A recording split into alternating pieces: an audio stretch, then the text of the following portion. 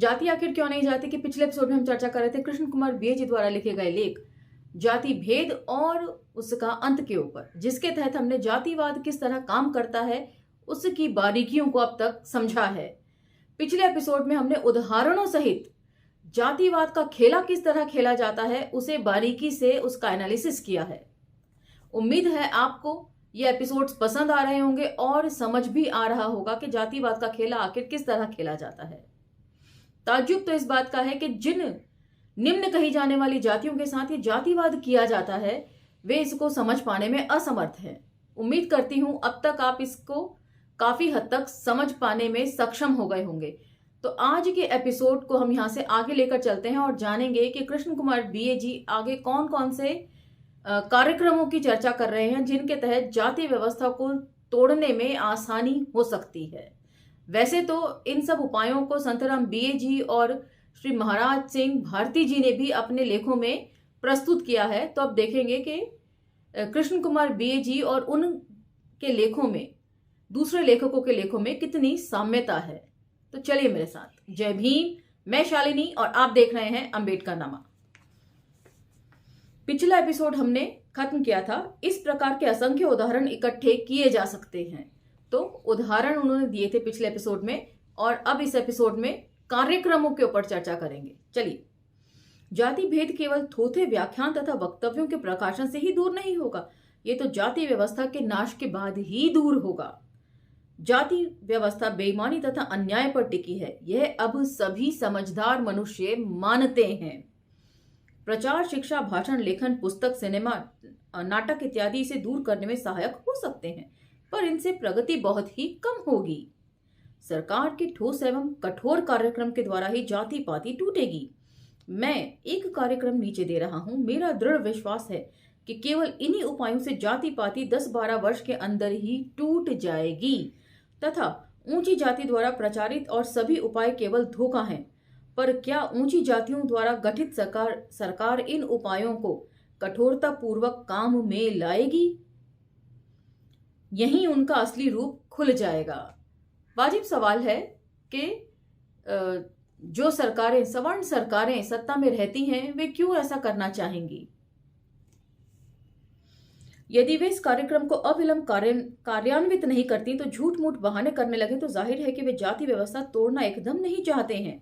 वे तो असल में छोटी जातियों को फिर से कुचलकर रखने के लिए ही जाति के विनाश का फिर पूर्ण नारा दे रहे हैं ताकि उनके अन्यायपूर्ण विशेषाधिकार बने ही रहें। भला वे जाति व्यवस्था तोड़कर अपनी नवाबी क्यों बिगाड़ेंगे? और मौजूदा सरकार के ऊपर तो ये बातें एकदम फिट होती हैं। जब जब सरकार बोलती है या सरकार बोलते हैं हमारे कि मेरी पीठ पर डंडा मारो, दलितों को छोड़ दो, तब तब दलित उत्पीड़न बढ़ जाता है। जब जब बेटी पढ़ाओ बेटी बचाओ का नारा दिया जाता है तब तक बेटियों का शोषण और उनका दमन, उनके साथ बलात्कार की घटनाएं बढ़ जाती हैं।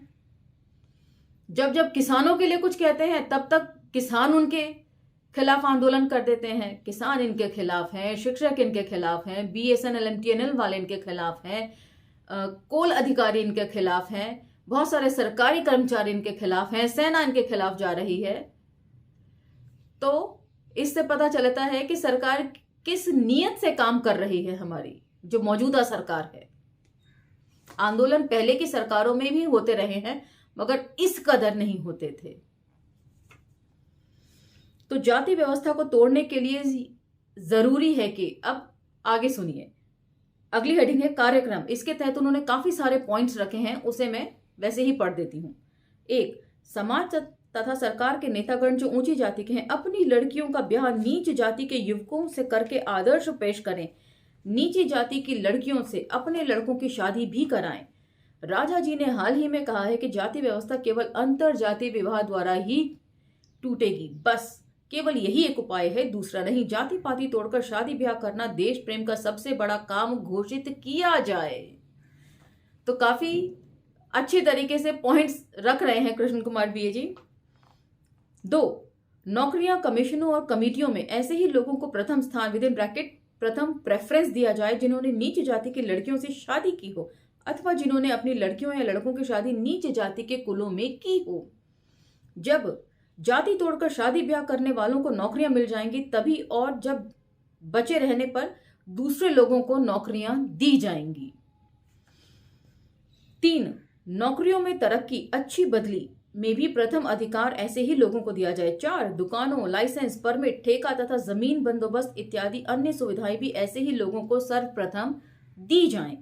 यदि स्थान बचा रहेगा तभी अन्य लोगों को इन सुविधाओं को प्रदान करने का प्रश्न उठेगा।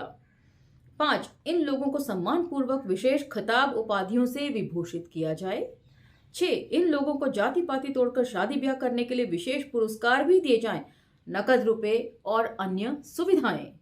7, इनको और इनकी संतानों को सर्वप्रथम विदेशों में पढ़ने के लिए भेजा जाए सरकारी खर्चे से। 8, इन लोगों को तथा इनकी संतान को बिना शर्त वजीफे दिए जाएं, स्कॉलरशिप्स सैंक्शन की जाएं।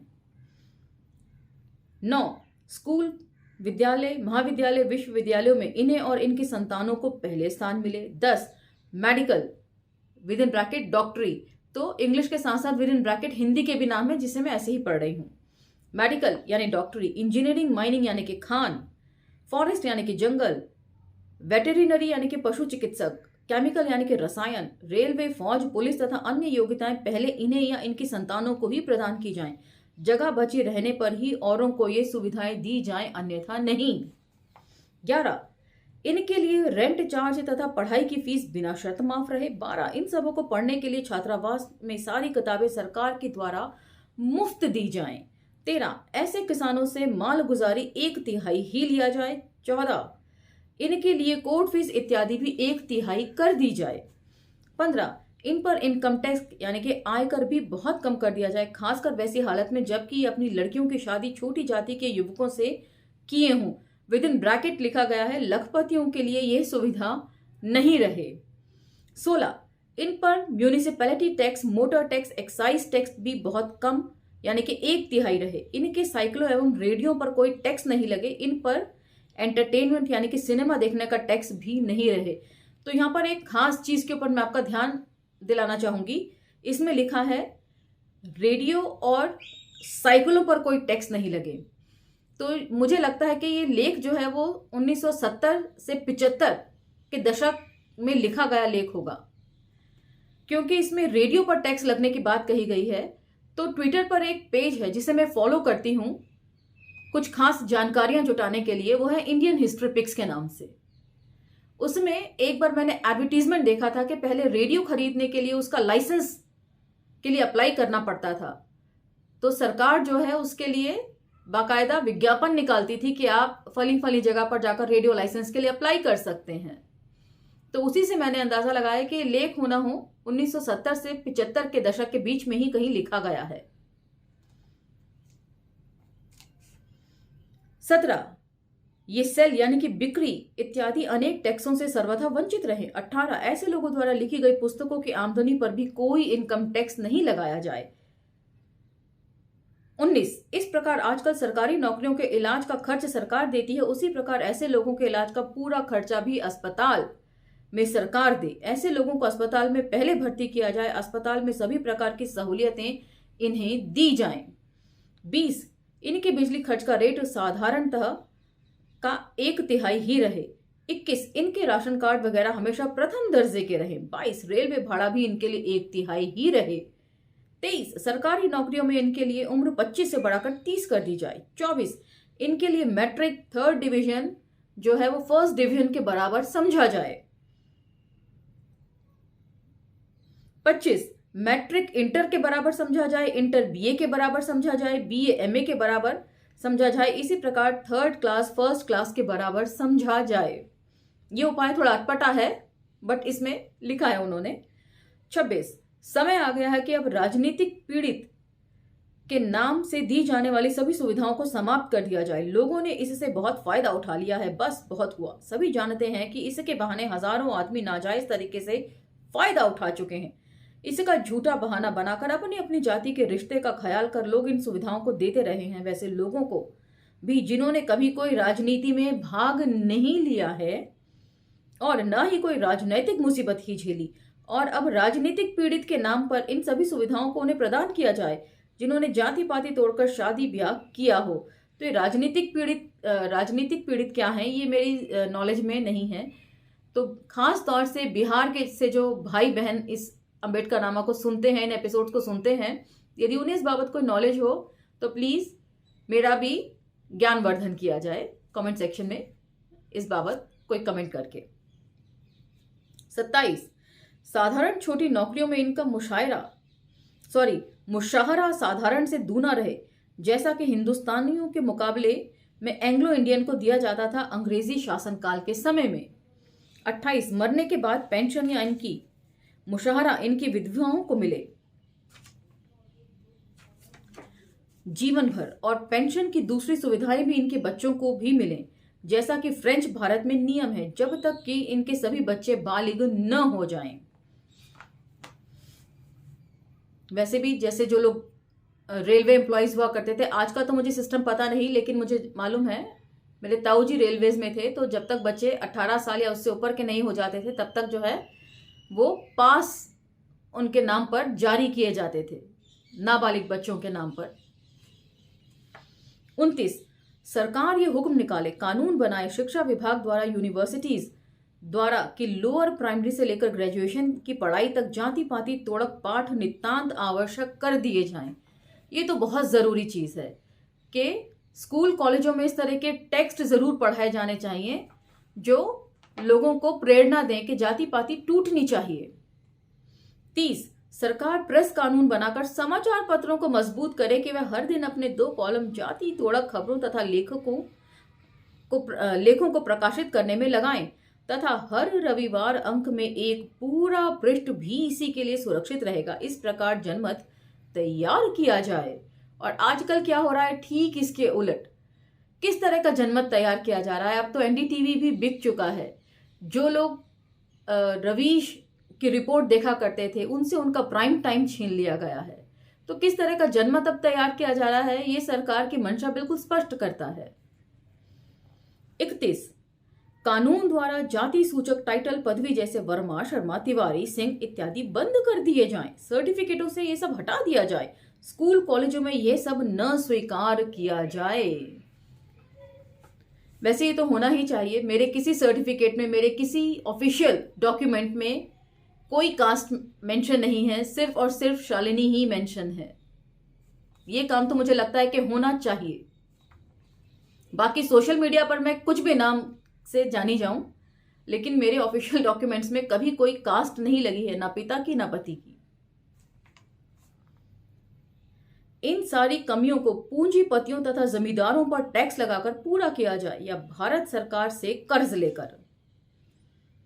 तो पूंजीपतियों और जमींदारों पर टैक्स लगाकर इसे पूरा किया जाए। और आज जो मौजूदा सरकार कर रही है वो ठीक इसके विपरीत है। हजारों करोड़ के लोन जो अरब खरब पतियों या पूंजीपतियों के नाम पर थे उन सबको माफ कर दिया गया है, और किसानों के छोटे छोटे जो लोन उन्होंने लिए थे उनको माफ नहीं किया गया है।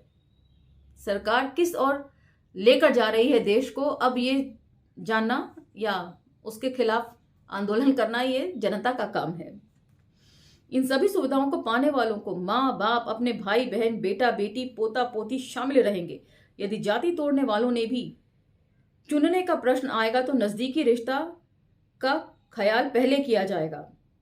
जो जितना ही अपने से नीचे जाति के व्यक्ति को ब्याहेगा उतना ही प्रथम स्थान पाएगा। अपने से नीच जाति में बेटी देने वालों का स्थान ऊंचा रहेगा। छोटी जाति की लड़की लेना बड़ा काम नहीं समझा जाए। कांग्रेस के उम्मीदवारों में से जाति पाति तोड़कर शादी ब्याह करने वालों को पहले और खुले दिल से टिकट दिया जाए। मुख्यतः ऐसे लोगों को ही पहले मंत्री, पार्लियामेंट सेक्रेटरी, डिप्टी मिनिस्टर इत्यादि बनाया जाए। जाति पाति तोड़कर शादी ब्याह करने वालों के अधिकारों अथवा सहूलियतों की रक्षा और विस्तार करने के लिए एक जाति पाति तोड़क मिनिस्ट्री बनाई जाए। बहुत अच्छा सुझाव है। जिनके द्वारा पदाधिकारी जाति तोड़क हों, जिन्होंने जाति पाति तोड़कर शादी ब्याह की हो या जो घोर जाति विरोधी हों, जो कोई छोटी जाति के ही हों। तो ये सुझाव तो काफी अच्छा है, एक नई किस्म की मिनिस्ट्री का सुझाव। यदि ये समझते हैं कि जातिवाद आजकल का सबसे भयंकर रोग है तो इन उपायों को करना ही होगा। इनमें कुछ असुविधा या हानि भले ही हो, पर उनकी परवाह नहीं, क्योंकि ये असुविधाएं जातिवाद के जैसा घातक तो नहीं होंगी। आप ही तो कहते हैं कि जातिवाद से बढ़कर भयंकर कोई और रोग नहीं है। ऐसा कीजिए और देख लीजिए कि 10 साल के अंदर ही जातिवाद और जाति व्यवस्था खत्म हो जाएंगे और तब इन सब कानूनों की जरूरत ही नहीं रहेगी और तब इन्हें धीरे धीरे एक एक करके समाप्त कर दिया जाएगा। तो जाति जिन्होंने बनाई है इसको तोड़ने की जिम्मेदारी भी उनकी ही सबसे पहले बनती है। वे यदि चाहेंगे तो ही जातियां टूटेंगी। आपके या मेरे चाहने से जाति नहीं टूटने वाली है और इनका टूटना बहुत जरूरी है। यदि इस तरह के उपाय लागू कर दिए जाएं तो ये मैं दावे के साथ कह सकती हूं कि सभी ब्राह्मण जो हैं वो तथाकथित निम्न कही जाने वाली जातियों में अपने रोटी बेटी के संबंध बनाने में जरा भी नहीं हिचकेंगे, क्योंकि उनकी मंशा जो है वो हमेशा संसाधनों पर कब्जा करने की रहती है।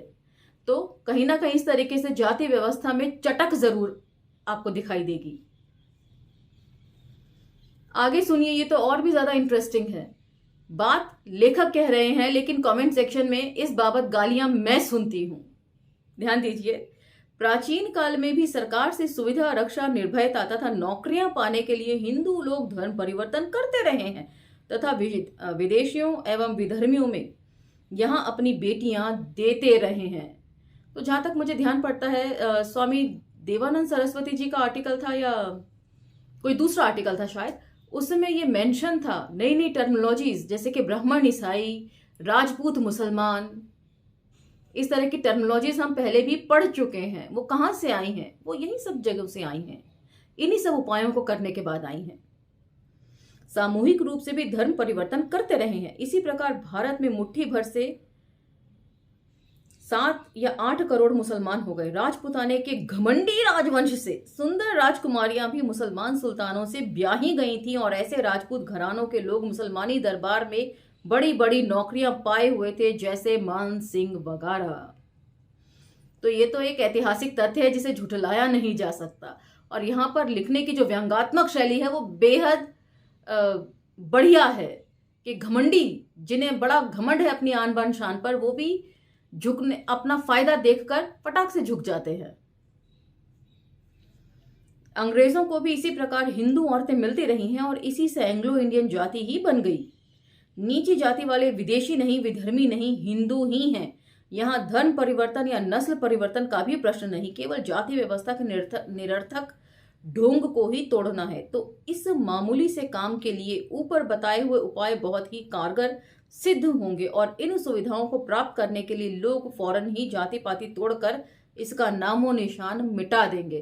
तो बिल्कुल सही बात है। थोड़ी देर पहले ही मैंने कहा कि देखिए, अगर इस तरह के उपाय कर दिए जाएं तो जाति पाति कितनी जल्दी टूटेगी।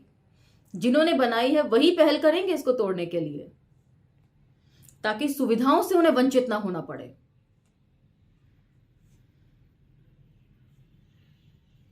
ये आर्थिक उपाय पूर्ण रूप से व्यवहारात्मक एवं प्रजातंत्रात्मक हैं तथा जोर जुल्म से भी सर्वथा मुक्त हैं। दूसरी ओर सभी उपाय केवल चकमा हैं, धोखे की टट्टी हैं।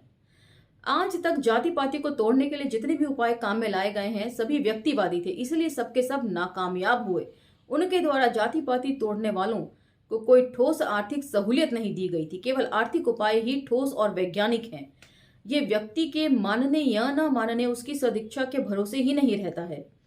इन सामाजिक अन्याय और विषमताओं यानी कि जाति व्यवस्था को दूर करना नितांत आवश्यक है। जमाना बदल गया है और संभल कर चलना चाहिए। समय के विपरीत जाना विनाश को बुलाना है। उसके बाद में सुमित्रा नंदन पंत जी की युगवाणी में छपी कुछ पंक्तियां, 2 पंक्तियां हैं जो यहाँ पर लिख रहे हैं लेख के अंत में। वो है, अखिल अवनी में रिक्त मनुज को केवल मनुज जान अपना लो। बिल्कुल सही है कि इंसान को इंसान के तरीके से ही देखना चाहिए। जाति पाति धर्म के चश्मे से उन्हें नहीं देखना चाहिए और मेरिट भी उसी तरीके से डिसाइड होनी चाहिए, उसमें भी जातिवाद नहीं होना चाहिए। तो यहाँ पर ये लेख समाप्त हो गया और अगले एपिसोड में हम इन लेखों की श्रृंखला का अंतिम लेख लेंगे मान्यवर कांशीराम जी का।